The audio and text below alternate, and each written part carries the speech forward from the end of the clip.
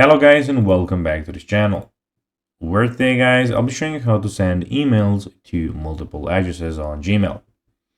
So guys, the first thing that you of course need to do is go to Google, and then when you're in Google, go to the top right corner and click on Gmail. Now what you need to go and do is of course to send an email to multiple addresses on Gmail. Use the to field, just type multiple email addresses separated by commas in the to field. So you go to compose, then to, and put in different people with commas.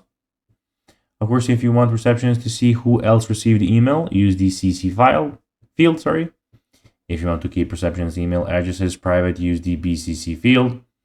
For personalized emails, Gmail's mail merge feature or third-party tools like Gmask can help.